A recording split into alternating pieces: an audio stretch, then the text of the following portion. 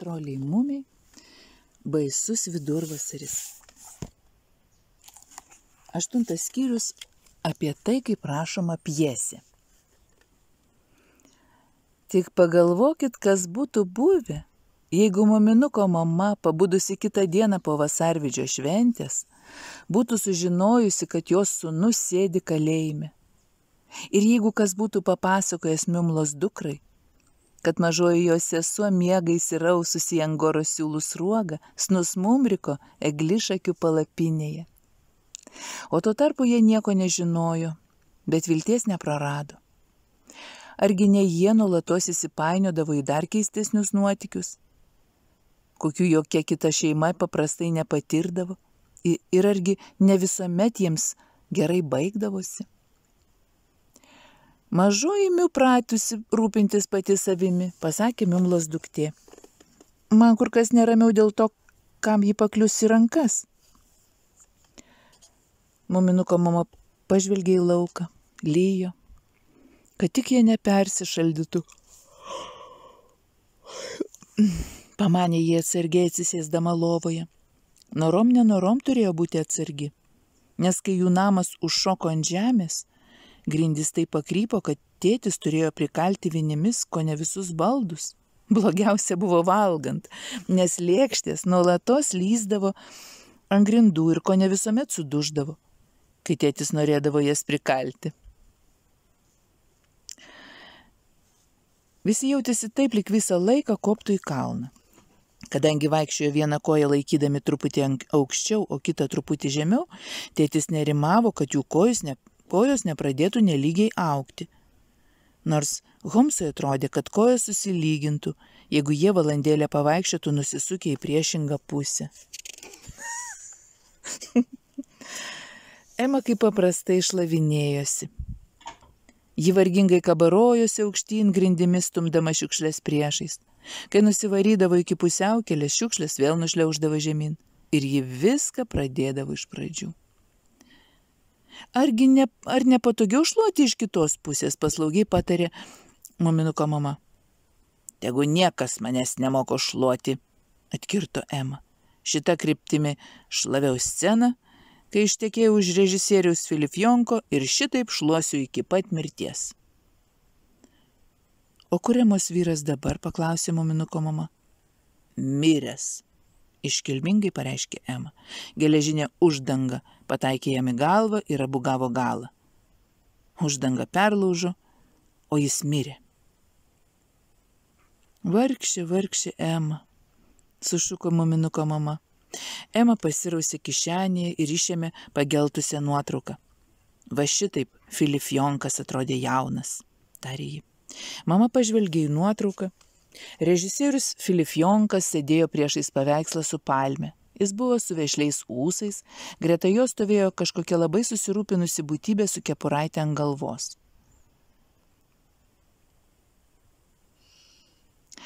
Koks jis dailus, tarė muminuko mama, o paveikslą jam už nugaros aš atpažįstu. Kleopatros dekoracija, šaltai pasakė Ema. Ar jaunoji dama vardu Kleopatra?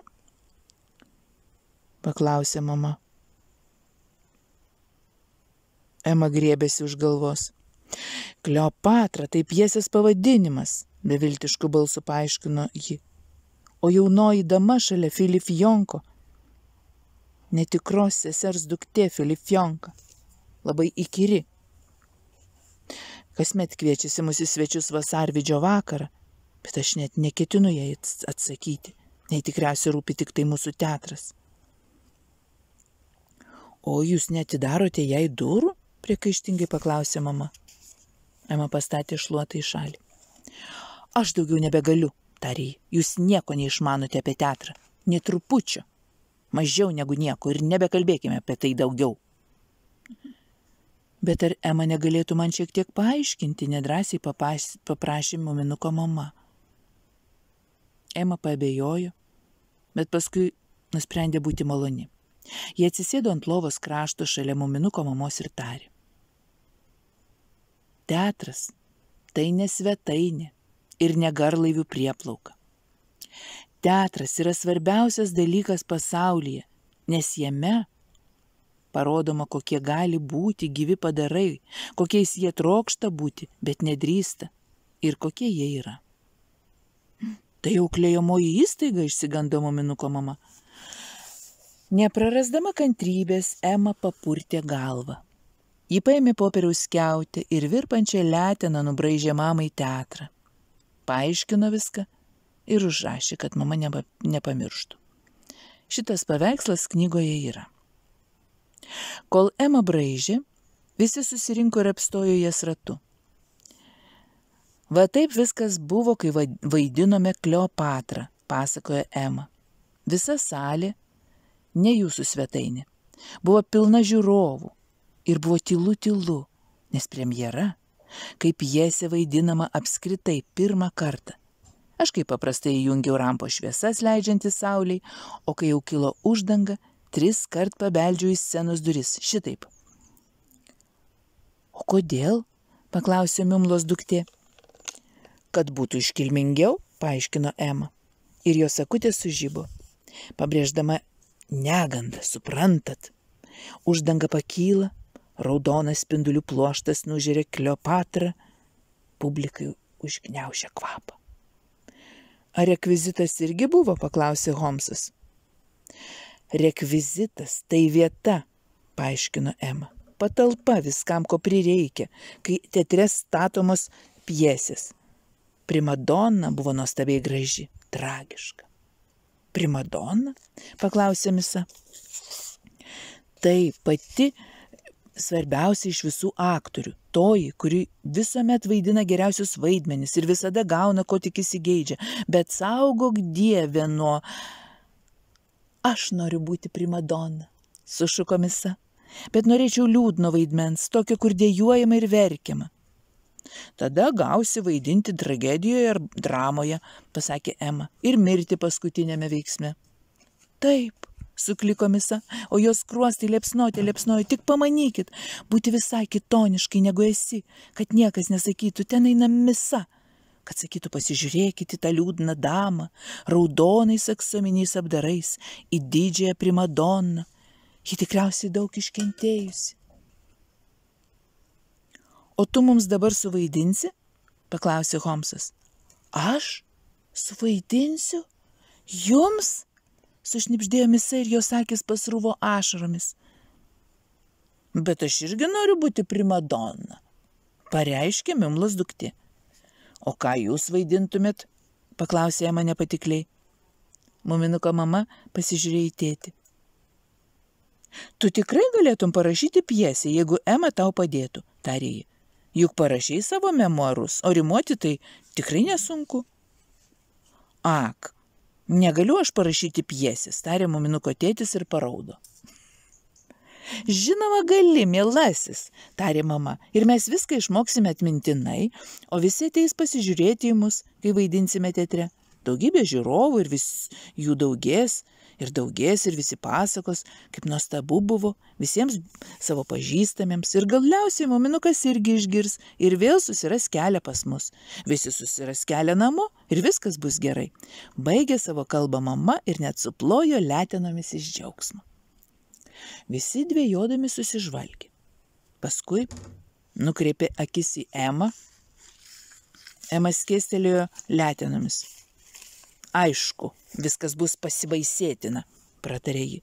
Bet jeigu būtinai norite patirti fiasko, tai aš galiu duoti jums keletą patarimų. Kai kada ištaikiusi laiko. Ir Ema pradėjo pasakoti toliau, kaip vaidinama teatre. Vakare muminuko tėtis baigė rašyti pjesę ir perskaitė ją. Niekas nepertraukė, o kai jis baigė, stojo kapų tyla. Galiausiai Ema pasakė, ne ir dar kartą ne. Ar viskas jau tai blogai? Sukniuždytas paklausė tėtis. Dar blogiau, pareiškė Ema. Va paklausykit. Aš liūto nebijau niekiek, aš jį galabiju kasdien. Pasibaisėtina. Bet aš būtinai noriu rašyti apie liūtą. Ne taip, bet aš būtinai noriu rašyti apie liūtą, niūriai pareiškė muminuko tėtis. Jis turi rašyti hegzametru, o ne rimuoti. O kas yra tas, tai yra hegzametras, paklausė tėtis. Va taip, maždaug šitaip. Tam, ratam, tararam, tara, taram, paaiškino Ema. Muminuko tėtis nušvikto. Sakai taip, išgąsčio niekad nesu aš patyręs, liūtų iš tai sprandą smagiai nusukau. Jau geriau, pagyrė Ema. O dabar viską perrašyk hegzametru ir prisimink, kad tvarkingai parašytoje tragedijoje pagal seną gerą stilių visi turi būti giminės. Bet kaip jie gali šitaip susipykti, būdami giminės? Nedrąsiai klustelėjo muminuko mama. O ar ten nėra nei vienos princesės? O gal viskas gali gerai baigtis? Taip graudu, kai visi išmiršta. Tai yra tragedija, mieloji, tarė tėtis. Ir pabaigoje kas nors turi mirti. Visut visi, išskyrus vieną, o gal net ir tas vienas, taip sakė Ema. Tegu ir aš mirštu pabaigoje, tarė Misa. O gal aš galiu būti ta, kuri nužudo Misą, paprašė Mimlos duktė. Man rodos, tegu muminuko tėtis parašo detektyvinę istoriją, pasiūlė Holmsas, kad visi būtų įtariami ir kad būtų galybė malonių versijų pagalvoti. Muminuko tėtis įsižeidęs atsistojo ir susirinko popierius. Jeigu jums mano pjesė nepatinka, patys pasirašykite kitą, tarė jis. Mielasis, pasakė mama, mums jie atrodo nuostabi. Argi ne? Žinoma, sutiko visi. Matai, tarė mama, visiems jį patinka. Tik vos pakeisk turinį ir stilių, o aš pažiūrėsiu, kad niekas tau netrukdytų ir padėsiu šalia tavęs pilną saldainių dubenį, kai dirbsi. Na kągi, nusileido tėtis, bet liūtas bus. Be jokios abejonės bus, sutiko mama. Muminuko tėtis, kaip pašėlės įniko į darbą, niekas nei kalbėjo, nei vaikščiojo. Kai tik prirašydavo popieriaus lapą, tėtis jį perskaitydavo. Muminuko mama žiūrėjo, kad dubuo būtų pilnas saldainių, visi buvo susijaudinę, kupini nekantrių lūkesčių. Naktį beveik niekas negalėjo miegoti. Ema pajuto, kaip jos senos kojos priplūdo jėgų. Ji negalėjo galvoti daugiau apie nieką, tik apie generalinę repeticiją. Na kągi, taip įsismaginom, kad paskaitysime dar vieną skyrių. 9. Apie nelaimingą tėvą. Ta pačią dieną, kai muminuko tėtis rašė savo pjesę, o jo sūnus pakliuvo į kalėjimą, Snus Mumrika pabudino į eglišakių stogą tekšenas lietus. Jis pažvelgė laukan į šlapią mišką labai atsargiai, kad nepabudintų 24 mažylių. Aplinkui ant astrų kilimo viešėjo dailūs žali paparčiai. Keista, kad ant astrų kilimo. Pažiūrim toliau. Bet Snus Mumrikas troško, kad vietoj jų augtų ropės. Matyt, taip jautiesi tapęs tėvu, galvojo jis, kuo aš juos šiandien pavalgydinsiu.